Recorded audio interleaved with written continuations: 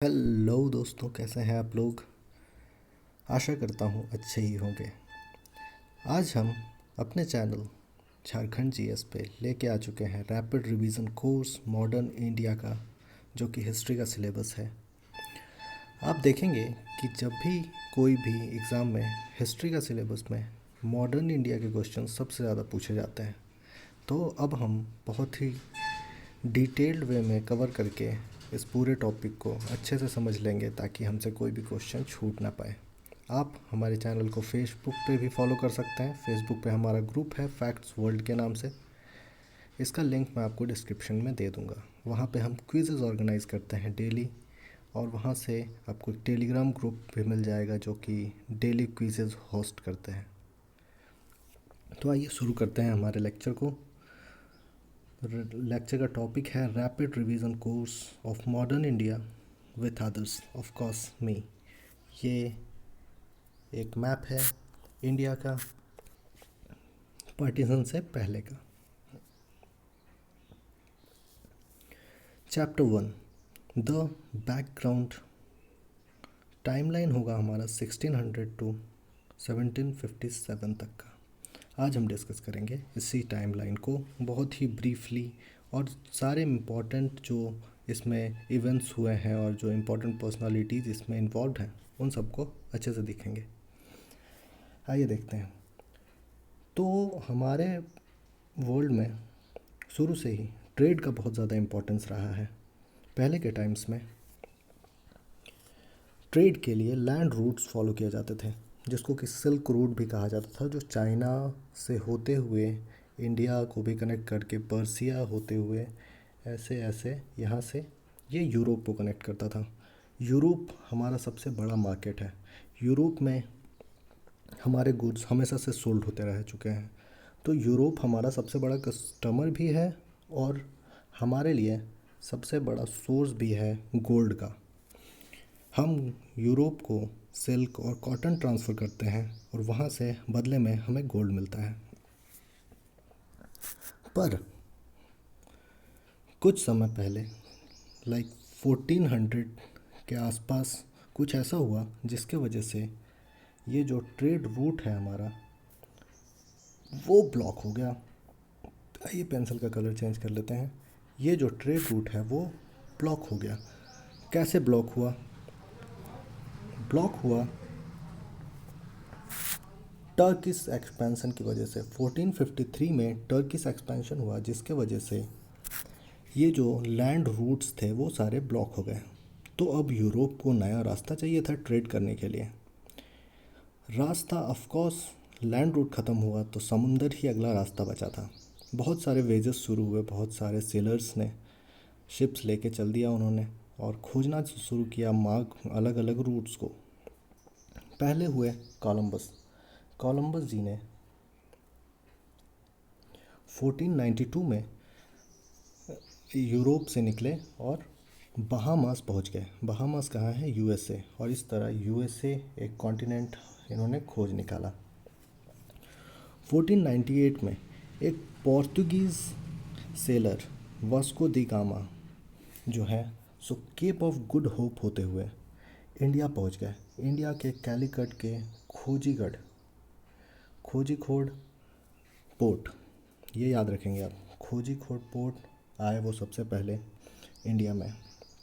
उस समय इंडिया में जोमिरिन लोगों का राज चल रहा था। अब देख लेते हैं केप ऑफ गुड होप क्या है। तो अफ्रीका और मेडागास्कर के बीच में, यहाँ से अगर हम रूट्स को फॉलो करते हैं तो हमें ऐसे होके ऐसे आना पड़ता था पहले, जो कि ये रास्ता जो है सो बहुत ज़्यादा लेंदी है और बहुत हेक्टिक है, बहुत टाइम कंज्यूमिंग भी है, और इस रास्ते में बहुत सारे साइक्लोनिक डिस्टर्बेंसेस भी हैं। उसके लिए यहाँ से एक रास्ता जाता है Cape of Good Hope, Australia या अफ्रीका और मेडागास्कर के बीच से होते हुए इंडिया को एक रूट आता है जो एशियन कॉन्टिनेंट और यूरोपियन कॉन्टिनेंट को कनेक्ट करता है। तो इस रूट को हम कहते हैं केप ऑफ गुड होप। तो इसी से होते हुए वास्को डी गामा इंडिया आ गए हैं। आगे चलता है कहानी। 1500 टू 1600 के बीच में हमारा पूरा ट्रेड का कंट्रोल जो है सो पोर्टुगीज़ लोगों के हाथ में जा चुका है। पोर्टुगीज़ लोग यहाँ हमारे साथ ट्रेड कर रहे हैं। तो अगर आपसे पूछा जाए कि सबसे पहले हमसे ट्रेड रिलेशंस किसने स्थापित किए, किस यूरोपियन नेशन ने, तो आंसर होगा पोर्टुगीज़ लोगों ने। 1509 में पोर्टुगीज़ गवर्नर हैं एक अल्फांसो अबुकरेनी, उन्होंने कैप्चर कर लिया है गोवा को। गोवा को 1510 में कैप्चर किया जा चुका है। उसका नाम उन्होंने रखा है बीजापुर। उन्होंने कुछ हॉर्टिकल्चर क्रॉप्स भी इंट्रोड्यूस किए हैं इंडिया में, जैसे कि papaya, sweet potato, pineapple, tobacco etcetera etcetera. Trade उनका बहुत अच्छे चल रहा है और इस समय तक 1600 तक इन्हीं की मोनोपोली रहेगी मार्केट में। 1602 में डच कंपनी आती है जो कि हॉलैंड की कंपनी है और वो इंडिया से स्पाइस का बिज़नेस करना चाह रही है, मसालों का बिज़नेस करना चाह रही है। और वो इंडिया में स्पाइस बिज़नेस शुरू करती है, स्पेशली साउथ इंडिया से, क्योंकि साउथ इंडिया और साउथ एशियन और भी कंट्रीज़ ये जो है सो स्पाइस की सबसे बड़ी प्रोड्यूसर हैं। 1600 में ईस्ट इंडिया कंपनी भी आ गई है। 1600 में ईस्ट इंडिया कंपनी का एग्जिस्टेंस शुरू हो गया। इंग्लैंड में एक कंपनी बन गई है जिसका नाम है ईस्ट इंडिया कंपनी, और 1608 में ये कंपनी इंडिया आ गई है ट्रेड करने के लिए।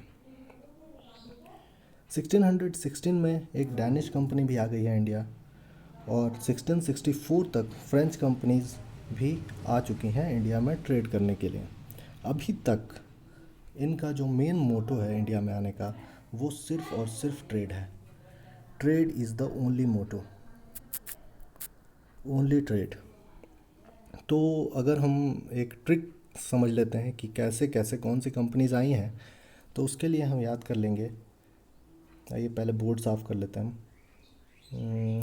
हाँ, उसके लिए हम याद कर लेंगे एक ट्रिक जिसका नाम है PDF। PDF से हमें समझ आ जाएगा कि P सबसे पहले पोर्टुगीज़ आए हैं और F मतलब फ्रेंच, सबसे लास्ट में फ्रेंच आए हैं। पोर्टुगीज़ और बीच में डच है, डच और फ्रेंच के बीच में ईस्ट इंडिया कंपनी आती है, इंग्लैंड। ठीक है, चलिए आगे देख लेते हैं। अब ईस्ट इंडिया कंपनी सबसे इम्पोर्टेंट कंपनी जो हमारे हिस्ट्री, मॉडर्न हिस्ट्री के हिसाब से इम्पोर्टेंट है, वो है ईस्ट इंडिया कंपनी। तो उसी को समझ लेते हैं। 1602 में कंपनी तो 1600 में ही बन चुकी है। 1602 में कंपनी को एक चार्टर पास करती है एलिजाबेथ वन, जो कि वहाँ की उस समय की रानी है, और चार्टर में 15 ईयर्स का ट्रेड मोनोपोली दे दिया गया है ईस्ट इंडिया कंपनी को। ट्रेड मोनोपोली का मतलब क्या है कि जो भी हमारे ट्रेड होंगे बाहर के नेशंस के साथ, उसमें इंग्लैंड से सिर्फ़ और सिर्फ ईस्ट इंडिया कंपनी ही रिप्रेजेंट करेगी। मतलब सारा monopoly of trade east India company के पास ही होगा। 1608 में कैप्टन हॉकिंस आगरा आते हैं जहांगीर के कोर्ट में। क्यों आते हैं भाई? आते हैं ट्रेड के लिए, परमिशंस ग्रांट करने के लिए, परमिशन मांगने के लिए कि हम आपके कंट्री के साथ ट्रेड करना चाह रहे हैं। और जहांगीर उस समय शहंशाह हैं, तो उनकी परमिशन बहुत ज़रूरी है।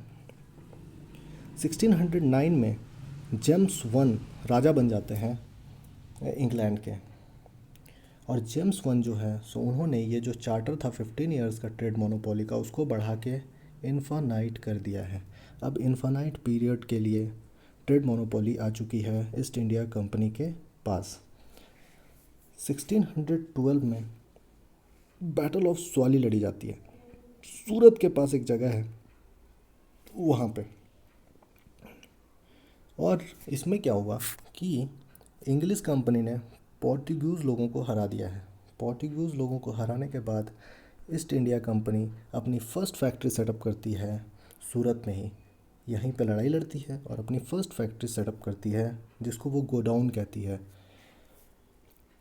1615 में थॉमस रो एक एम्बेसडर हैं जेम्स वन के। थॉमस रो एम्बेसडर हैं जेम्स वन के। वो इंडिया आते हैं और ट्रेड के परमिशंस ले लेते हैं जहांगीर से।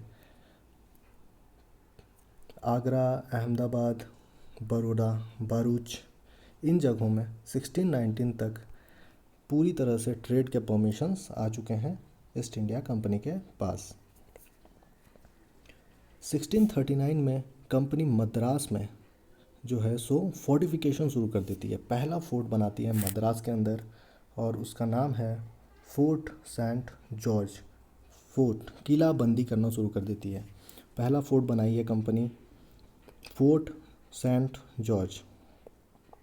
आगे जाके यहीं मद्रास में ही पहला म्यूनिसिपल कॉरपोरेशन भी शुरू करेगी ईस्ट इंडिया कंपनी 1687 में, वो आगे देखेंगे हम। आइए 1651 में हुगली इनके कंट्रोल में आ जाता है, बंगाल। 1668 में बॉम्बे इनके कंट्रोल में आ जाता है। 1690 तक बंगाल में कंपनी को जो है सो एक जगह है सतुनुती। सतुनुती एक बहुत इम्पॉर्टेंट लोकेशन बनेगा आगे जाके हिस्ट्री में, क्योंकि इसका जो है सो बहुत ज़्यादा इम्पोर्टेंस है। ये सतुनुती जो है सो उधर के जो नॉर्थ ईस्टर्न स्टेट्स हैं और इधर का जो अपना मेन लैंड ऑफ इंडिया है उसको कनेक्ट करने में बहुत इम्पोर्टेंट भागीदारी निभाएगा आगे चल के। तो सतुनुती पे भी उनका कंट्रोल हो जाता है 1690 तक। 1691 में औरंगजेब एक फरमान निकालते हैं जिसको औरंगजेब का फरमान कहा जाता है, और वो जो है सो ईस्ट इंडिया कंपनी को ड्यूटी फ्री ट्रेड का जो है सो उनको ड्यूटी फ्री ट्रेड करने का उनको जो है सो ऑर्डर पास कर देते हैं। 1698 में कंपनी जो है सो गोविंदपुर, कालीकता को ऑब्टेन कर लेती है और यही कालीकता आगे जाके कोलकाता बन जाता है, एक बहुत ही इम्पोर्टेंट सिटी। तो यहाँ तक आपको सब समझ आ रहा है ना? आइए आगे देखते हैं। केप ऑफ गुड होप तो देख लिया हमने। आगे बंगाल। अब बंगाल ही जो है सो आपने देखा है यहाँ पे कि बंगाल में बहुत जगहों पे सतुनुती को उन्होंने अपने में ले लिया है, गोविंदपुर, कोलकाता को अपने अंडर में ले लिया है। तो बंगाल पे अब उनका जो है सो बहुत पकड़ बन चुका है और बंगाल से ही वो शुरू करते हैं अपना एक्सपेंशन। 1717 में फ़ारुख सियार का फरमान आता है। फ़ारुख सियार कौन है? फ़ारुख सियार उस समय के 1717 में फ़ारुख सियार एक मुग़ल एम्पायर हैं। उन्होंने ड्यूटी फ्री ट्रेड के लिए दस्तक पासेस जारी कर दिए हैं। ड्यूटी फ्री ट्रेड को मापने के लिए उन्होंने दस्तक पासेस जारी कर दिए हैं कि भाई ये पास है, इसको दिखाओगे तब तुमको ड्यूटी फ्री ट्रेड मिलेगा। और वो कहाँ लागू किया उन्होंने लागू किया है बॉम्बे एंड मद्रास में। बॉम्बे एंड मद्रास में उन्होंने दस्तक पासेस का सिस्टम लॉन्च कर दिया है। और दस्तक पासेस का जो सिस्टम ये फ़ारुख सियार ने अपना फरमान में जारी किया है और उसी को कहते हैं Magna carta for trade in India. ये विशेष अधिकार है जो कि ईस्ट इंडिया कंपनी को दे दिया गया है दस्तक पासेस के रूप में फ़ारुख सियार के द्वारा। 1740 से लेकर 1756 तक अली वर्दी खान को गवर्नर ऑफ बंगाल बना दिया जाता है। वो गवर्नर ऑफ बंगाल हैं उस समय तक, लेकिन उनके समय में कुछ करप्शन हो गया है। अली वर्दी खान के समय में दस्तक पासेस का जो है सो करप्ट फॉर्म में यूज़ होने लगा है। प्राइवेट ट्रेड और करप्शन में उसका बहुत ज़्यादा यूज़ होने लग गया है। दस्तक पासेस वैसे तो सिर्फ कंपनी के ट्रेड के लिए हैं, लेकिन यहाँ पे प्राइवेट पर्सनल ट्रेड्स के लिए भी अब दस्तक पासेस का यूज़ किया जाने लगा है। और यही वो समय है जब अंग्रेज़ जो हैं सो फोर्टिफिकेशन बहुत लार्ज पैमाने पर शुरू कर चुके हैं और फोर्ट विलियम बना दिया है उन्होंने कोलकाता के अंदर। कोलकाता के अंदर फोर्ट विलियम्स उन्होंने स्थापित कर दिया है।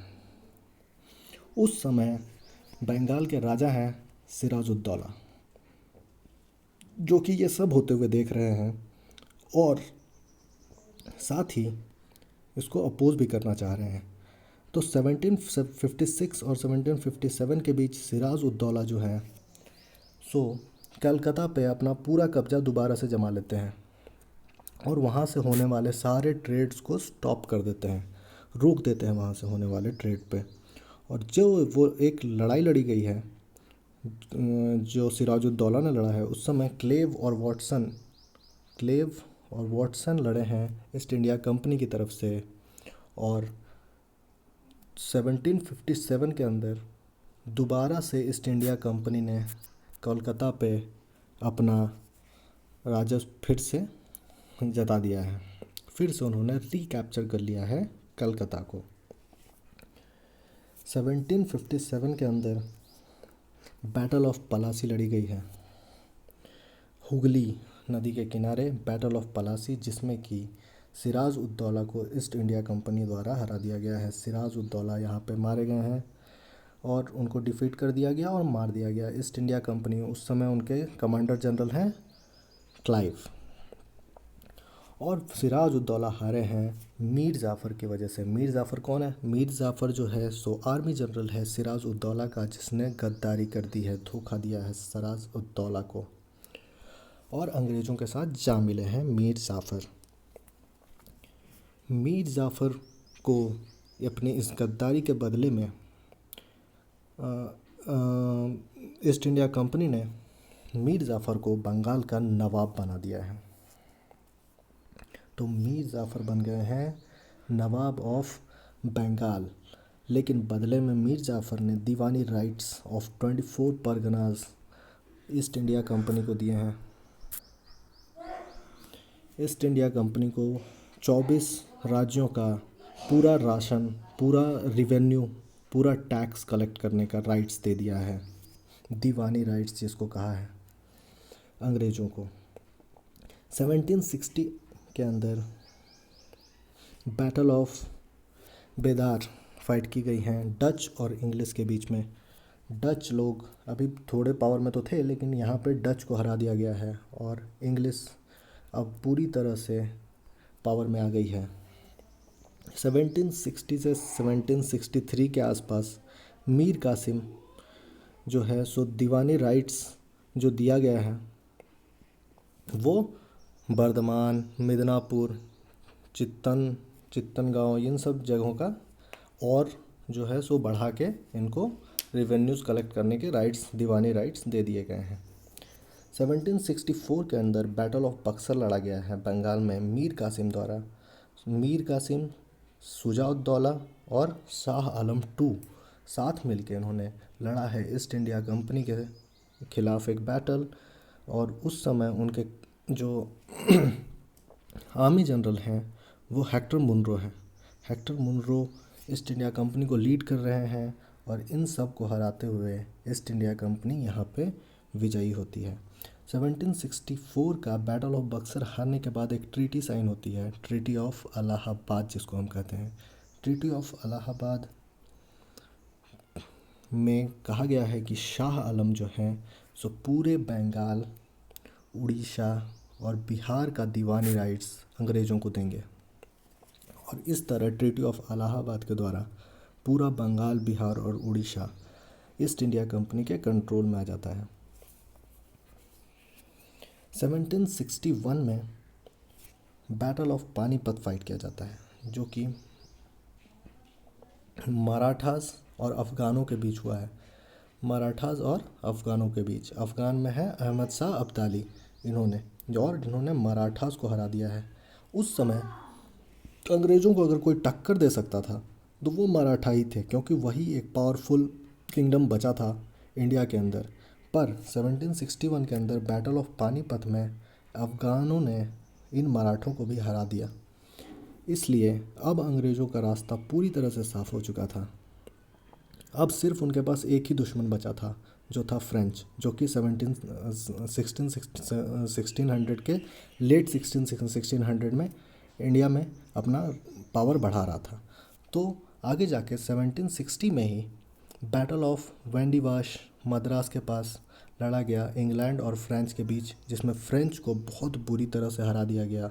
और अब इसी फ्रेंच के हार के साथ और बैटल ऑफ पानीपत में मराठों के हार के साथ कोई भी दुश्मन नहीं बचा इंग्लैंड के लिए, और ईस्ट इंडिया कंपनी का पूरा मोनोपोली यहाँ से ट्रेड में भी और अब तो पॉलिटिकल मोनोपोली भी हो गई है यहाँ पे ईस्ट इंडिया कंपनी की पूरे इंडिया के ऊपर। अब हम आगे के लेक्चर्स में ये देखेंगे कि यहाँ से आगे क्या होगा। यहाँ से आगे अब कैसे कैसे ईस्ट इंडिया कंपनी एक्सपेंड करेगी और अपने पावर्स, पॉलिटिकल पावर्स को कैसे बढ़ाएगी और कौन कौन से राज्यों को कैसे कैसे कैप्चर करती चली जाएगी।